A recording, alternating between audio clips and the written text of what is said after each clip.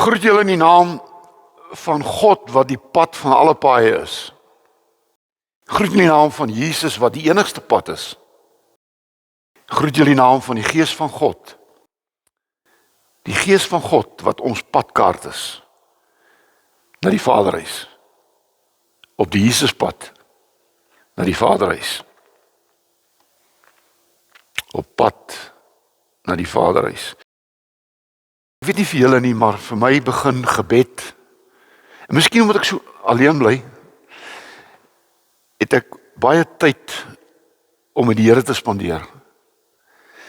Dis een van die wonderlikste dinge wat ek beleef op die oomblik, en dit is om baie tyd met die Here te spandeer. Ek weet julle, ander mense moet werk en al die ander dinge, maar my werk is om eintlik naby die Here te bly. Naby die Here te bly. Ek het 'n fliek gesien hierdie week van 'n predikant wat so moedeloos geraak het, want die mense verander nie, en toe sê die ouer dominee vir hom, hoor jou werk is nie om mense te bekeer nie. Jou werk is om mense by Jesus uit te bring, sodat hy hulle kan bekeer. Ek is nie om julle te verander nie. Maar ek wil julle by Jesus uitbring, want Jesus gaan jou verander. Nie ek nie. Dis nie my werk nie. En dit nogal vir my baie beteken. Maar kom ons bid saam. Here, ons kom vanoggend na U toe met 'n oop, soekende hart. Here, in hierdie wêreld voel ons soms verlore. Ons soek na 'n pad, en soms kom ons nie by hierdie pad uit nie. Ons het afgedwaal. Ons het weggedwaal. Ons het verkeerd gekies. En dan soek ons na hierdie pad wat ons verloor het. En waar ek myself verloor het. Here, maar diep in ons eie harte, elkeen van ons, weet ons wat is die regte pad. Want U sê dit, ek is die weg. Ek is die pad. Ek is die enigste pad. As jy nie op hierdie pad is nie, is jy verlore. Is jy op pad na die verkeerde bestemming. Want die pad eindig in die Vaderhuis. Here, ons is vanoggend hier bymekaar om vir U te vra, wys my die pad.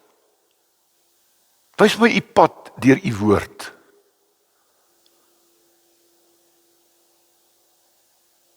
U woord is ons kompas. En wanneer ons kompas verloor, dan gaan ons verdwaal in hierdie deurmekaar wêreld. Here, ek bid vanoggend vir een ding, en dit is dat U mense se oë sal oopmaak.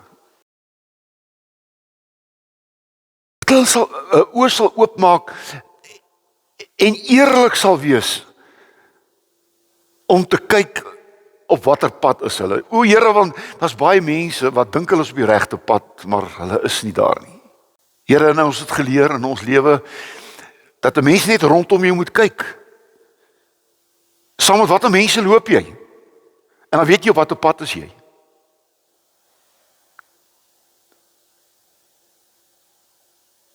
Want Here, die verkeerde pad het ook verkeerde mense op die pad. En as ons hulle volg, dan volg ons die verkeerde pad. Ag Here, maak ons hart vanoggend oop. Gee dat ons sal luister. En ek kom bid dat U sal doen wat ek nie kan doen nie. Iemand se lewe te verander. In Jesus se naam. Amen. Amen. Ek gaan vanoggend praat oor seker een van die belangrikste, na Jesus, seker een van die belangrikste Bybelfigure. Hy het 3/4 van die Nuwe Testament geskryf. Maar hierdie man waaroor ek praat, was 'n man wat op die verkeerde pad was. Totaal. En hier staan 'n ou voor julle wat op 'n stadium in my lewe op die totale verkeerde pad was. Die mense rondom my het my gesê wat 'n pad ek is. En hoe al minder en minder jy kinders van die Here rondom jou sien, hoe meer weet jy is nie op die pad nie. Jy is nie op die pad wat die Here jou wil hê nie. En hierdie man se naam is Paulus. Hy leer hom ken as Saulus. Saulus, en ek gaan vir u lees uit Handelinge 9 en ek gaan 'n hele klomp versies lees, is 18 versies, maar ons moet maar luister as die woord. Ek lewer mos die brief af en ek gaan nou die brief vir jou lees wat ek aflewer. En hierdie brief staan in Handelinge 9 1 tot 18 wat vertel hoe Paulus of Saulus op die regte pad kom.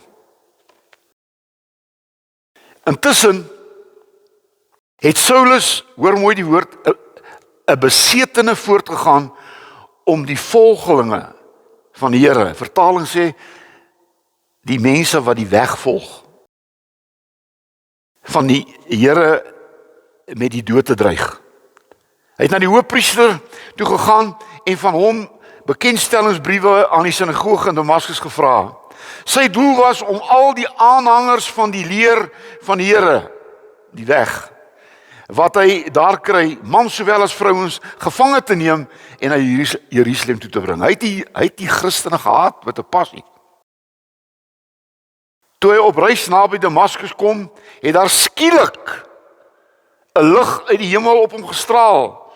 Hy het op die grond neergeval en 'n stem vir hom hoor sê, Saul, Saul, waarom vervolg jy my?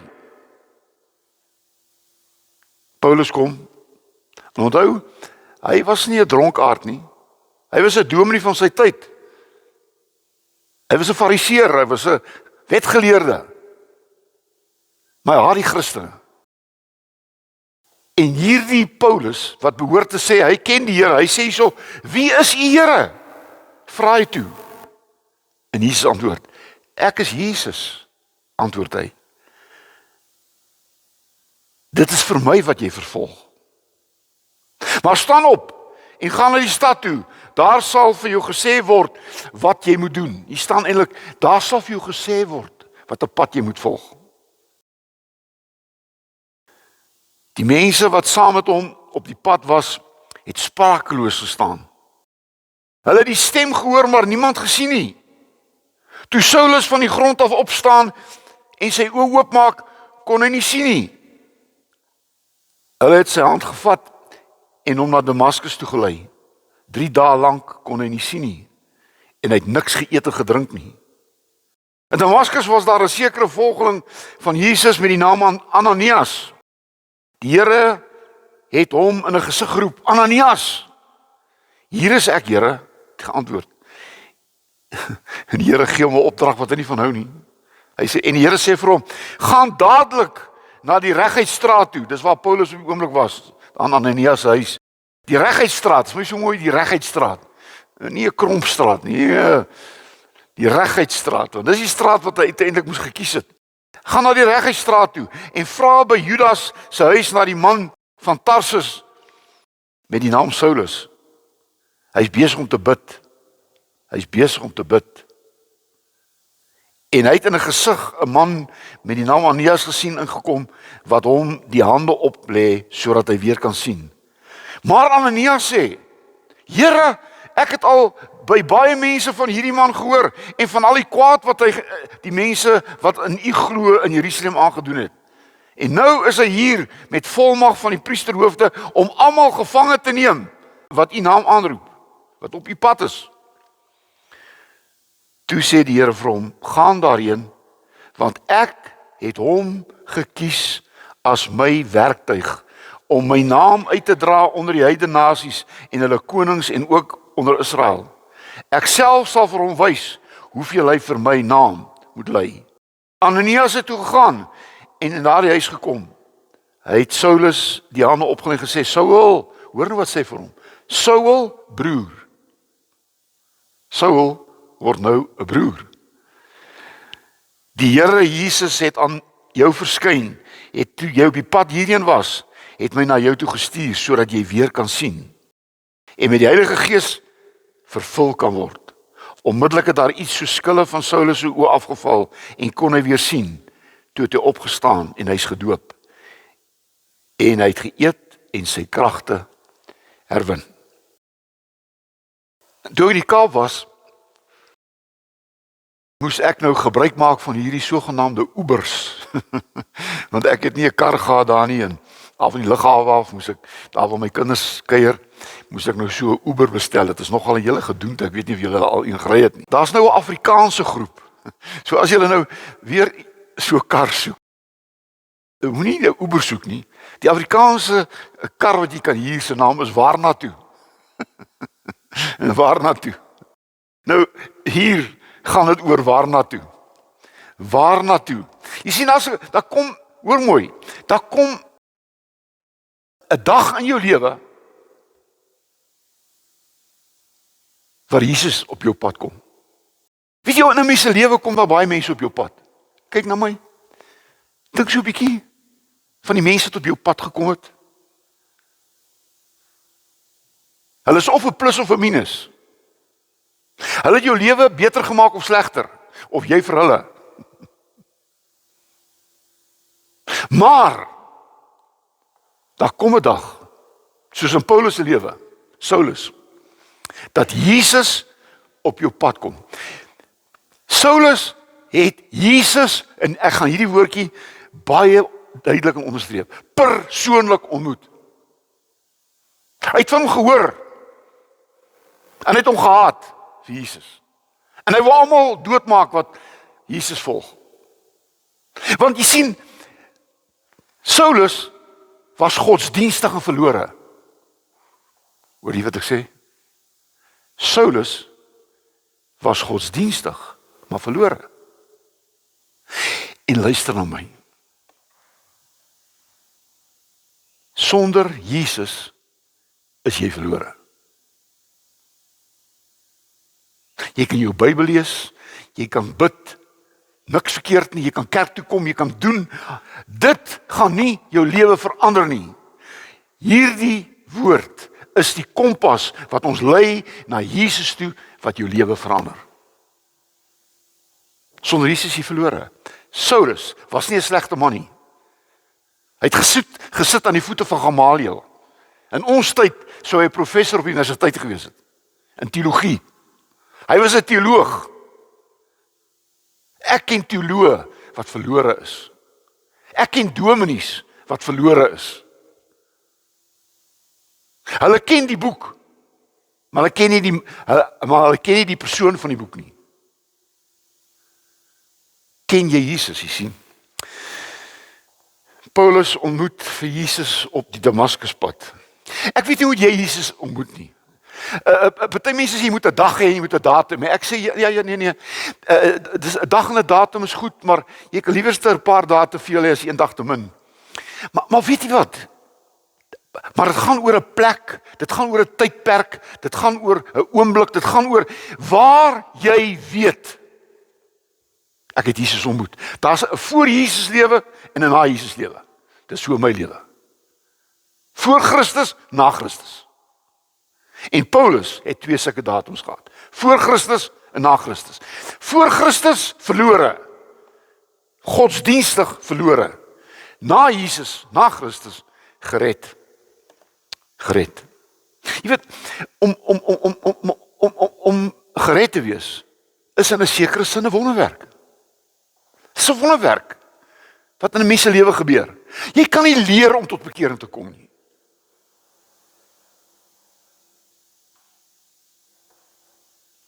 Jy kom by Jesus uit en jy weet dit. Dit vind nie in jou slaap plaas nie. Jy word nie onder narkose geplaas en as jy wakker word, dan is jy gered nie. Om gered te word is 'n wilsbesluit. Jy weet dit. Hoe weet jy is gered? Ek weet omdat ek weet. Hoe het jy tot bekering gekom? Verskillende maniere. Maar ek weet dat ek weet dat ek weet dat ek gered is. Want ek het by Jesus uitgekom. En daarom sê Paulus so mooi in Efesiërs 2 vers 8, en dit het nou geskryf na hy tot bekering gekom het. Hy het 3/4 van die Nuwe Testament geskryf tussen hakies. Julle is inderdaad uit genade gered deur die geloof. Hierdie redding kom nie uit julleself nie, dis 'n gawe van God. Om gered te word is 'n gawe van God. Dit kom nie deur julle eie verdienste nie, en daarom het niemand enige rede om homself trots te wees nie. God het ons gemaak wat ons nou is. In Christus Jesus het ons geskep om ons lewe te wy aan die goeie dade waarvoor hy ons bestem het. God het ons bestem om goeie dade te doen. En weet jy wat?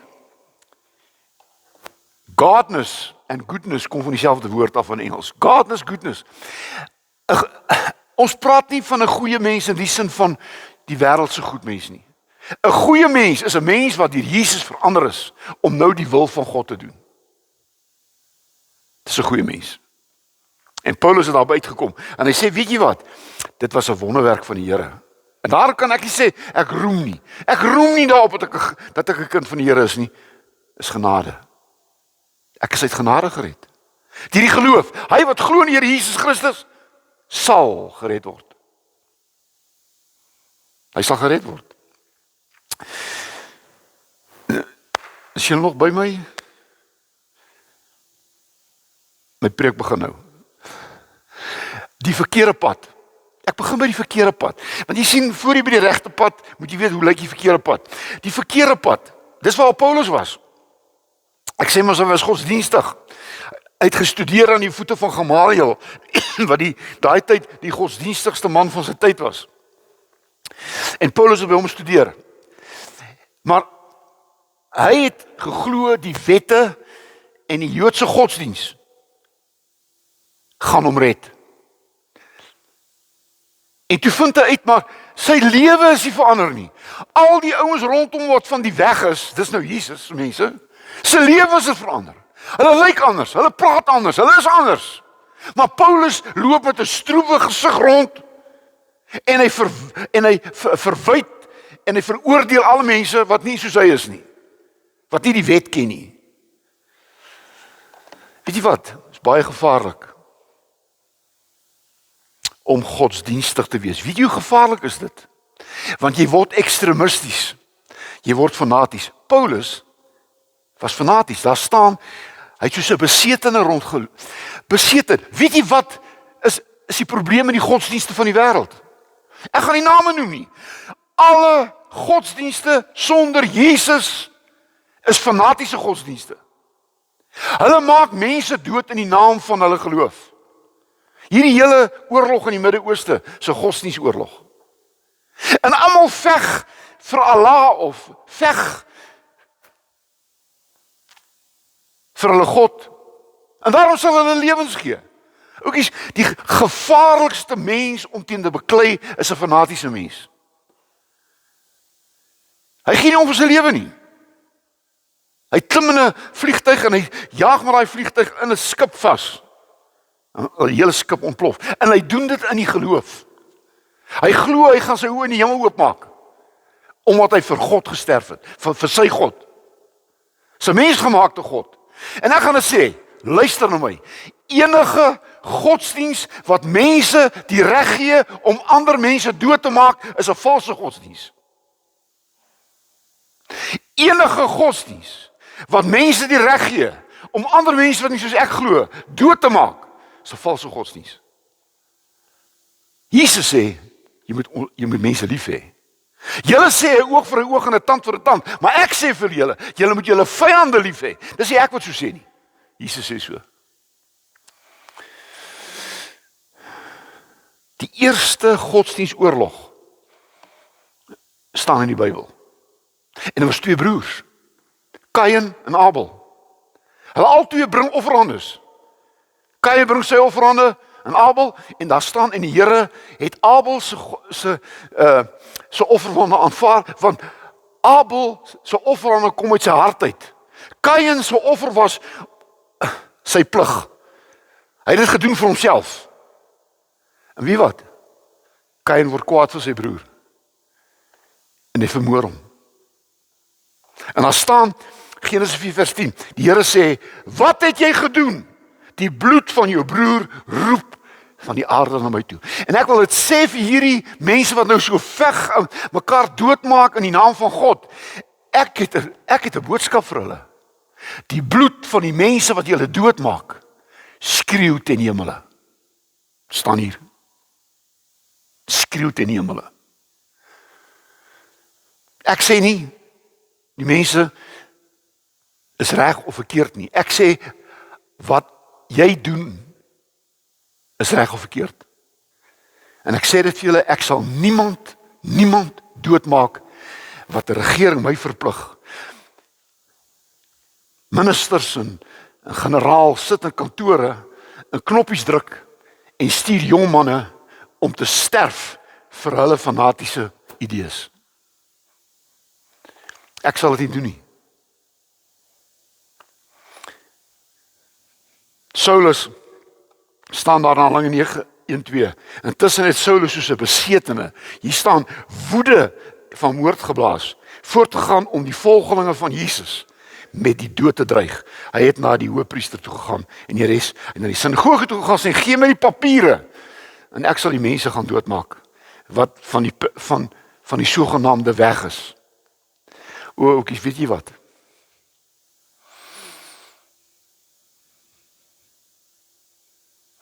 Daar's niks so erg soos 'n fanatiese mens nie. Daar's niks so erg soos 'n ekstremistiese mens nie. Hy sal sy eie kinders doodmaak. Hy's blind van haat. Hierdie ene ou in ons land wat so liedjies sing, wat nou ooit nie tronk sal eindig, weet ek nie, maar ek net dit sê, dis fanaties. Daar sien jy 'n fanatiese mens, 'n mens vol haat. Hy's fanaties. Hy wil mense doodmaak. Hy sê maak hulle almal dood, wat nie ons is nie. Godsdienst sonder Jesus is gevaarlik. Johannes 14 vers 6, ek sê Jesus is die weg en die waarheid en die lewe. Niemand kom by die Vader uit behalwe deur my nie. Niemand kom by God uit sonder Jesus nie. Al die ander gode is afgode. Mensgemaakte gode. Ons glo nie in 'n mensgemaakte God nie. Ons glo in die ware God. Die God wat deur Jesus jou lewe verander. Tweede ding wat belangrik is, op hierdie pad, hierdie verkeerde pad, moet daar 'n stopstraat wees. Daar moet 'n stopstraat in jou lewe kom. Op pad na Damaskus toe staan daar 'n lig het in die hemel geskyn. Hy val op die grond en hoor die stem. Dis nou Saul, waarom vervolg jy my? Jy maak nie mense dood nie. Jy maak my dood. Jy probeer my doodmaak. Ek sê vir al hierdie mense wat nou so veg. Hulle maak nie mense dood nie, hulle maak Jesus dood. Hulle maak God dood. Die ware God. Maar God het vir Saul nie gelos nie. Hy het 'n stopstraat in sy lewe gebring. 'n Lig uit die hemel. En vir Saul gesê, waarom vervolg jy my? My boetie, my sussie, ek, en jy moet nou luister, ek wil vir jou sê, daar kom 'n dag waar jy by 'n stopstraat in jou lewe kom. Ek moet stop. Ek kan nie op hierdie pad aangaan nie. Ek mag nie op hierdie pad aangaan nie. God sê so. En die mense kom nie by hierdie pad uit nie. Ag, ek is goed. Ek probeer. Jy moet nie probeer nie. Ek het nie geprobeer om 'n kind van my pa te word nie. Ek is 'n kind van my pa. Ek probeer nie 'n kind van God te word nie. Ek is 'n kind van God. Jesus het my dit gemaak. Ek is gebore deur die Heilige Gees, wedergeboorte, om 'n kind van God te word. Wat was die stopstraat in jou lewe? Tussen hakies. My stopstraat was op 19-jarige ouderdom. Ek was op pad hel toe. Ek het geweet, as ek nou moet doodgaan, gaan ek my oë in die hel oopmaak. En ek was so klein seentjie af in die sonnaarskool. Ek het pryse gekry, omdat die Bybeltekste so uit my koppie ken. Maar ek het verlore geraak. Ek was op 'n verkeerde pad saam met verkeerde vriende. En daar kom 'n dag in 'n kerk en die dominee preek wat ek miskien volgende week of 'n week daarna oor Saggeus wat in die boom sit. En hy sê, ek moet vandag, sê Jesus vir Saggeus, by jou tuis gaan. Vandag. En ek hoor daai woordjie vandag. En toe die dominee amen sê, toe spring ek op in daai kerk. Ek kan dit nie glo nie. En ek skreeu dit uit. God, wees my sondaar genadig. En die dominee sê van die kansel af, daai jong man, jy het nou so pas tot bekering gekom. Die hemel het vir jou oopgegaan. En ek het nooit weer aan getwyfel nie. Ek het daarna weer geval en opgestaan. Maar ek het tot vandag toe nog nooit getwyfel dat ek 'n kind van God is nie. Hoekom? Want God het vir my gesê. Daar was 'n stopstraat in my lewe. Ek moes stop. Paulus sê, teenoor Christus Jesus ons Here is ek dankbaar. Hy het my krag gegee en my betroubaar geag om my in sy diens aan te stel. Al het ek hom voorheen belaster, vervolg en beledig, maar God was genadig teenoor my omdat ek in my ongeloof nie geweet het wat ek doen nie. Ons Here het my oorlaai met sy genade en my geloof in die liefde van wat ons deel is in Christus Jesus. Hoor nou, God se stopstraat is nie om vir jou te vertel hoe sleg is jy nie. God se stopstraat is genade. Ek kan net sê, genade het my laat stop. Was genade, geskenk. Wat was jou stopstraat in jou lewe? Wat het jou laat besluit, ek kan nie so aangaan nie? Ek aan die vorige Saterdag, voor ek in daai kerk tot bekering gekom het, was ek weer een van my dronkaande en ek het so in die spieël gekyk en my oë is bloedrooi gedrink. En ek kyk so na die spieël en ek sê, is dit jy? Is dit jy wat na my kyk? En ek besef, ek kan nie so voortgaan nie. Ek kan nie. Maar waarheen? Ek gaan terug kerk toe. En ek hoor die Here daai dag vir my sê, Saul, Saul, waarom vervolg jy my? Ek wil jou 'n instrument maak in my hand. Toe my maats hoor ek het tot bekering gekom en ek gaan nou vir predikant studeer, toe lag hulle, sê hulle, hoe is dit moontlik? Dit is moontlik. As God 'n Saul tot bekering kan laat kom, kan hy my ook tot bekering laat kom. 'n Pad van ontmoeting. Daar waar jy sê, Saul, hierdie groot Saul, wie is U Here? Hy ken die Bybel, hy ken al die 10 gebooie, hy ken al die wette uit sy kop uit, maar hy ken nie die Here nie. Hy ken nie die Here nie. Wie is U Here? Ek ken U nie. En Jesus antwoord hom, ek is Jesus wat jy vervolg. Ek het daai dag geweet. Ek vervolg Jesus. Ek is besig om my eie lewe weg te gooi. En wie dit maak jou nederig. Dit maak jou iemand op jou knieë. Paulus sê hierso, ek is die grootste van alle sondaars. Het jy al so gevoel? Ek is die grootste sondaar wat ooit geleef het. Is nie my vriende wat so sleg was nie. Ek het geweet, sonder bekering, is ek verlore. Ek is klaar. En weet wat gebeur? Sy oë gaan oop. Daar staan, toe hy sy oë oopmaak, toe sy blind. Vir 3 dae. En weet wat beteken dit? En nou gaan ek 'n ding sê. Luister, hier laaste stukkie moet jy my nie verloor nie. As dit wat jy sien, en dit wat jy sê, en dit wat jy doen, jou nie Jesus laat sien nie, dan gaan Jesus jou blind maak, sodat jy vir die eerste keer geestelik kan sien. En toe Paulus na 3 dae kan sien, toe sien hy God, toe sien hy Jesus. Sy lewe verander.